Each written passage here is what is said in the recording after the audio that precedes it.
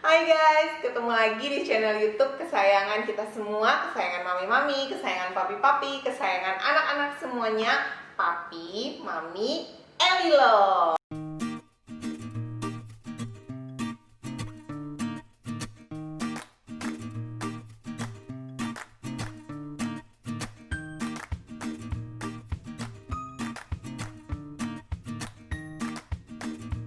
Papi, Mami, Elilo.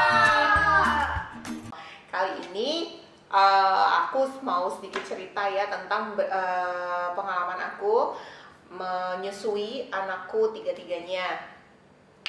Semoga bisa menjadi sharing yang baik untuk teman-teman yang sekarang sedang berjuang mau mengasihi atau sekarang sedang lagi bingung, masa-masa penantian, lagi hamil, bagaimana nanti biar asinya itu bisa banyak. Aduh, pulang deh. Pak, Kedengeran. asinya Iya. ada suara anakku baru bangun tidur kayaknya. Jadi aku punya 3 anak, teman-teman. Anak aku yang pertama perempuan, umurnya sekarang 5 tahun 7 bulan. Anak aku yang kedua itu perempuan juga, umurnya 2 tahun 6 bulan.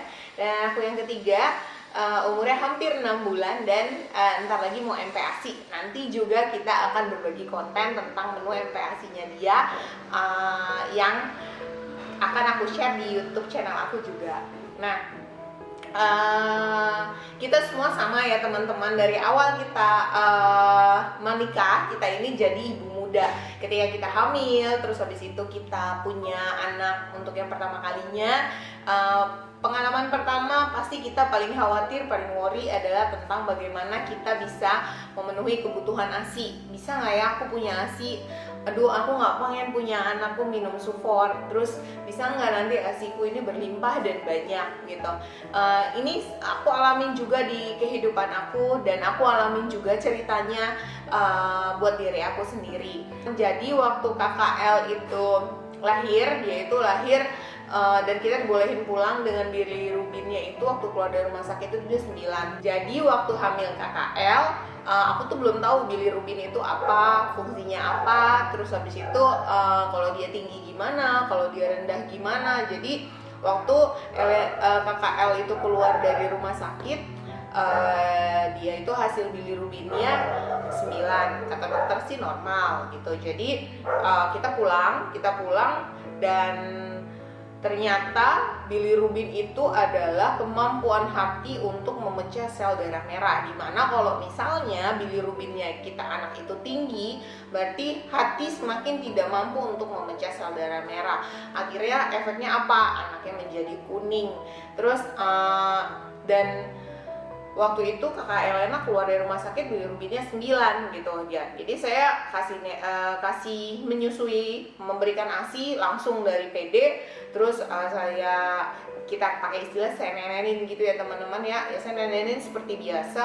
Nah, tiba saat 2-3 hari di rumah, mertua saya ngeliat kok KKL kuning ya gitu. Terus jadinya saya jadi ngerasa insecure. Terus saya bilang, oh iya ya, ini penyebabnya satu adalah kurang minum yang pertama. Terus habis itu kata mertua saya, akhirnya saya cari-cari, saya baca-baca Google, saya nanya sama dokter. Ternyata penyebab utama kemungkinan bayi itu kuning pertama adalah lahir dengan sesar. Dan kebetulan KKL dan semua adik-adiknya memang lahir sesar.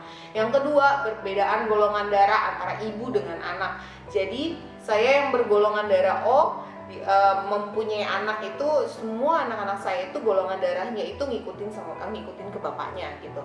Jadi mereka akhirnya divonislah kuning. Pertama kali saya ngerasa karena kuning, saya bawa KKL ke lab. Terus habis itu dicek, dia bilirubinnya kena 13. Kena 13 itu akhirnya dia masuk ke NICU. NICU itu tempat seperti ICU untuk bayi gitu ya teman-teman. Nah, di sana dia disinar dengan UV, dengan blue light. Itu bisa 1 malam 2 malaman. Waktu itu KKL puji Tuhan cuma 1 malam. Habis itu bilirubinnya dari 13 itu drop ke 10 dan diperbolehkan pulang. Itu tuh momen yang sangat-sangat menyedihkan buat saya. Dan salah satu penyebabnya adalah kurang minum. Di situ saya jadi ngerasa, oh berarti saya harus memberikan ASI yang banyak untuk anak saya. Nah, teman-teman, dari sini kita bisa ngelihat bahwa ASI itu penting banget buat bayi. Untuk teman-teman yang kekeh banget memutuskan untuk memberikan ASI kepada anak-anaknya, teman-teman bisa mungkin pengalaman saya ini bisa menjadi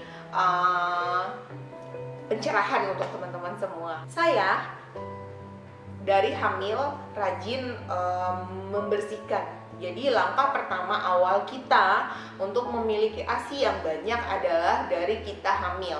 Dari kita hamil, makan makanan bergizi itu adalah kunci paling utama untuk bisa memiliki ASI yang banyak. Jadi teman-teman kalau udah hamil sekitar 6 bulanan ke atas, banyak-banyaklah memakan makanan berprotein tinggi seperti kacang-kacangan, tempe, daging ikan seperti itu, karena itu dipercaya bisa memperbanyak air susu.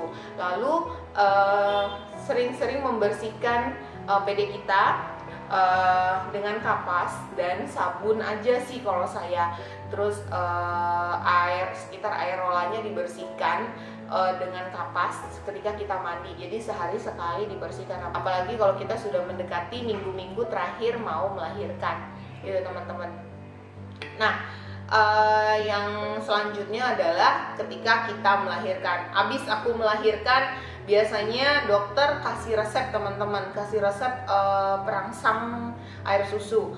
Waktu itu saya dikasih sama dokter objin saya suplemen itu Moloko. Nanti kalau gambarnya ada akan saya taruh di sini. Saya minum Moloko itu 1 hari 2 kali gitu. Jadi itu bagus untuk merangsang kita untuk pertama kali punya ASI. Nah, habis itu saya yang kedua, cara agar kita bisa punya ASI banyak adalah makan sayur yang banyak ketika kita sudah punya anak. Terus makan sayur yang banyak, saya sih memilih sayur tuh sebenarnya kalau kata orang sayur katuk, kalau saya apa saja. Bisa sayur katuk, bayam, sayur sop, terus habis itu sayur apa saja teman-teman, yang penting kita makan sayur itu dalam porsi banyak dan literally bener-bener banyak. Jadi kalau misalnya kita biasa makan seikat bayam untuk berdua, sekarang 2 ikat bayam untuk sendiri gitu. Gak apa-apa nasinya gak terlalu banyak, yang penting sayur itu sama lauk makannya yang banyak. Nah itu juga bisa memperbanyak suplai air susu di tubuh ibu gitu teman-teman. Nah, yang selanjutnya yang paling penting teman-teman untuk memperbanyak air susu itu adalah mompa. Kalau buat saya ada ibu yang memutuskan untuk DBF, direct breastfeeding gitu. Jadi ada yang mau langsung menyusui anaknya. Kalau saya, karena saya sekali masih pergi-pergi dan waktu itu KKL itu kuning, jadi saya benar-benar naker minuman yang dia minum. Sehari per 2 jam dia harus minum 100 ml. Jadi mulai dari dia 3 hari, saya bikin dia step dari 50 ke 60 ke 70, tiap hari nambah 10 sampai dia di 100. Jadi saya benar-benar genjot ASI-nya biar bilirubinnya itu makin turun dan anaknya kulit dan matanya tidak kuning lagi. Karena saya taker minumannya, maka saya mau nggak mau harus mompa. Nah, mompa itu teman-teman, kita bisa menggunakan pompa ASI. Yang pertama manual, yang kedua itu elektrik. Dulu waktu zamannya KKL saya pakai Medela manual dan kelemahannya adalah capek. Kita harus mompa manual dengan tangan kita itu capek. Yang kedua, setelah DDL lahir dan balik lagi ke BBL, akhirnya dari DDL aku udah pakai pompa elektrik. Dan dari beberapa review dari teman-teman yang ngeliat dari semua forum, terus ngeliat di YouTube, ngeliat di e-commerce, akhirnya saya memutuskan untuk beli pompa elektrik itu Spectra 9 Plus. Bentuknya tuh kayak begini. Ini elektrik tapi kecil, jadi bisa dibawa kemana-mana. Terus ini botol dan celongnya, jadi dia seperti ini. Bisa kita pakai dimanapun kita mau mompa. Nah, waktu kita mompa untuk anak itu biasanya pertama-tama pasti sedikit. Pompa ASI pertama saya itu keluarnya cuman sekitar 5 mili. 5 mili di sini, 5 mili di sini, dada kanan, dada kiri 5 mili aja. Tapi itu udah sungguh sangat-sangat cukup untuk anak kita kasih minum per 2 jam gitu untuk hari pertama dia lahir. Nah, selanjutnya kita bisa punya ASI yang banyak teman-teman kalau kita itu konsisten memompa. Teman-teman hanya bisa punya ASI yang banyak kalau kita konsisten memompa. Memang butuh perjuangan banget untuk bisa memberikan ASI kepada anak, apalagi kalau kita bekerja dan kita harus menyimpan ASIP ya, air susu ibu perah. Jadi kita harus pompa, dan biar banyak kita harus pompa itu konsisten. Kalau saya waktu itu milihnya setiap 2 jam, jadi saya pompa itu tiap 2 jam, dan itu berlaku untuk pagi, siang, sore, malam, subuh gitu. Jadi saya nggak pandang waktu, setiap 2 jam saya pasti pompa. Lama-lama dia pasti makin banyak teman-teman. Nah, terus udah pakai pompa elektrik ini saya simpan di kantong ASI. Di kantong ASI itu lalu saya simpan di kulkas. Saya nggak pakai botol ASI. Nah, kendala lain kalau kita menyusui anak kita nggak direct itu adalah botol susu. Katanya teman-teman, kalau misalnya kita pakai botol susu itu anak bisa bingung puting. Nah, sedangkan kalau menurut saya dan pengalaman saya untuk ketiga anak-anak saya, selama saya menyusui dicampur dari botol dan dari DBF langsung, anak-anak tidak akan bingung puting asal kita memilih botol susu yang cocok, yang pas untuk anak-anak sesuai dengan nipel kita gitu, sesuai dengan puting ibu. Nah, setiap ibu beda-beda teman-teman. Jadi kalau misalnya saya pilih botol susu saya belum tentu cocok di teman-teman ibu muda yang lain. Kalau untuk saya, dari ketiga anak saya waktu itu saya trial error itu cuman di KKL doang. Jadi waktu KKL itu saya pakai beberapa merek seperti Dr. Brown. Waktu itu saya pakai yang anti kolik. Terus ntar gambarnya saya taruh di sini ya teman-teman ya. Dr. Brown saya pakai, ternyata di KKL nggak cocok. Walaupun dia dibikinnya anti kolik, ternyata pas diminum KKL itu sering banget tersedak. Jadi saya nggak melanjutkan untuk memakainya. Akhirnya saya ganti ke Tomitip yang seperti ini. Tomitip ini juga pas saya pakai ternyata nipelnya keras dan nggak terlalu lembut. Jadi KKL itu hanya digigit-gigit aja. Jadi dia nggak nyusu dengan baik gitu. Akhirnya saya pilihan yang ketiga itu jatuh ke si Pigeon White Neck ini.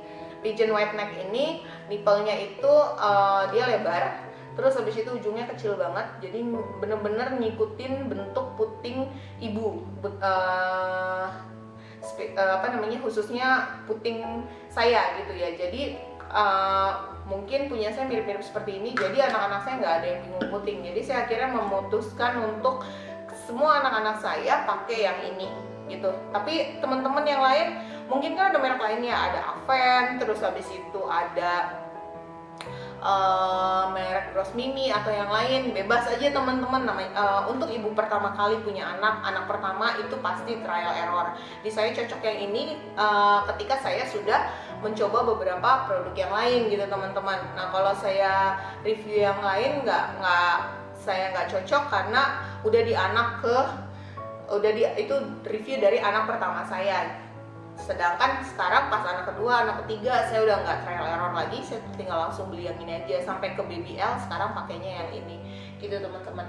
Jadi terus reviewnya lagi, yang ini tuh nggak bikin dia keselak itu karena ada lubang ini, katanya ini anti koliknya ada di sini.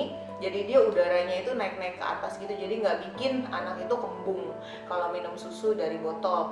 Terus saya pilih yang botolnya PPSU biar dia kuat. Sebenarnya alasannya botol PPSU ini nggak gampang baret. Jadi kalau misalnya semua anak-anak saya pakai kuat sampai 1 tahun. Sedangkan kalau botol yang tidak PPSU, kalau nggak PPSU itu botolnya mirip seperti ini tapi putih teman-teman. Teman-teman bisa lihat, ntar ada di sini gambarnya. Jadi dia putih nggak kuning kayak gini. Kalau yang PPSU itu memang agak kuning dan dia lebih mirip seperti kaca, yang seperti Mika gitu. Bedanya kalau yang putih tahan sampai 110 derajat, yang ini tahan sampai 180. Dan yang ini kalau kita kasih susu ke anak tuh nggak perlu dicuci, cuma dibilas pakai air panas, dia bisa digunakan kembali gitu. Dan dia yang paling penting buat saya adalah kehematannya, dia tahan sampai 1 tahun. Jadi saya nggak harus mikirin botol susu untuk anak-anak saya dalam 1 tahun ke depan gitu teman-teman. Nah itu reviewnya. Jadi konsisten kita untuk pompa itu yang pertama. Terus makanan kita teman-teman, kalau kita habis lahiran pasti kita ngerasa insecure banget untuk tubuh kita ya. Kita ngerasa badan kita itu kayaknya gede banget gitu, kita pengen diet padahal kita masih nyusuin. Sebenarnya nggak perlu teman-teman. Kalau teman-teman makan sebiasanya aja, sebiasanya cukup tambahkan lauk dan sayur teman-teman untuk produksi ASI, dan teman-teman konsisten ngasih ASI dan memompa 2 jam sekali, itu pasti dalam sekitar 3-4 bulan badan teman-teman pasti akan normal kembali seperti sebelum hamil. Itu pengalaman saya untuk ketiga anak saya. 4 bulan biasanya badan saya udah normal kembali seperti sebelum hamil, karena yang kita makan itu langsung jadi ASI karena kita pompa setiap 2 jam. Dan yang kedua, kita harus banyak minum. Saya minum sehabis pompa biasanya saya langsung minum, dan minumnya itu bisa 500 ml sekali minum gitu. Jadi jangan pernah pelit untuk minum, dan tubuh akan menyesuaikan kok teman-teman. Saya bukan tipikal orang yang biasa minum banyak, tapi ketika saya menyusui, karena mungkin ASINya sudah dipompa banyak, itu saya otomatis langsung minum itu bisa banyak gitu. Jadi minum harus banyak, makan harus lauk sama sayur itu harus banyak. Terus mengkonsumsi multivitamin, ini penting, iya penting teman-teman. Bebas vitamin apa saja, yang penting kita bisa mengkonsumsi vitamin yang baik untuk tubuh kita gitu, karena kita berbagi nutrisi dengan bayi kita, jadi kita butuh asupan juga lebih banyak. Terus itu adalah cara buat membuat ASI kita konsisten banyak. Sebanyak apa sih ASI yang diberikan oleh saya, Mami El, ke ketiga anaknya? Untuk Elena, saya menyusui Elena itu sampai di umur 2 tahun 3 bulan. Dia berhenti karena sudah lebih suka minum UHT saat itu. Dan untuk DDL, di usia 1 tahun 3 bulan saya itu udah langsung hamil BBL. Jadi anak kedua ke anak ketiga itu jaraknya 2 tahun, tapi saya hamilnya itu pas anak kedua itu umur 1 tahun 3 bulan gitu teman-teman. Jadi anak kedua saya harus stop menyusui karena sebenarnya diperbolehkan sama dokter untuk menyusui apabila saya tidak punya kendala kesehatan apapun atau keluhan apapun. Namun saya takut untuk berbagi nutrisi, karena saya berbagi nutrisi dengan janin yang ada di rahim saya. Jadi saya pikir sudah 1 tahun juga dan saya punya stok ASI. Akhirnya dia minum stok ASI saya sampai dia di 1 tahun 7 bulan. Jadi saya kasih dia stok ASI yang saya punya buat dia minum, dan saya fokus untuk menutrisi diri saya dan janin saya. Jadi KKL waktu itu sudah tidak saya DBF itu di 1 tahun 3 bulan. Nah teman-teman, mungkin itu bisa jadi masukan buat teman-teman untuk memproduksi ASI yang banyak. Caranya adalah dengan konsisten. Nah teman-teman, kalau misalnya teman-teman yang lain punya cara untuk memperbanyak produksi ASI, teman-teman juga boleh sharing, kita sama-sama sharing dan komen di bawah ya. Teman-teman jangan lupa untuk subscribe, like, dan komen, dan share. Kalau teman-teman punya komunitas untuk pejuang ASI, komunitas untuk berbagi ASI, berbagi cerita ASI, teman-teman bisa share video ini biar kita bisa sama-sama berjuang untuk memenuhi kebutuhan ASI untuk anak-anak kita semua gitu. Nah nanti masalah dalam memberikan ASI itu juga ada teman-teman. Ada yang namanya mastitis. Nanti saya akan sharing tentang mastitis di video yang berbeda. Apa itu mastitis dan bagaimana seorang ibu bisa sampai sakit karena mastitis. Nanti saya akan share pengalaman saya kena mastitis di anak saya yang ketiga BBL gitu. Saya sampai 3 kali kena mastitis. Makanya stay tune terus. Jangan sampai ketinggalan nonton video-video dari Papi Mami Elilo. Sampai ketemu di video selanjutnya. Dadah.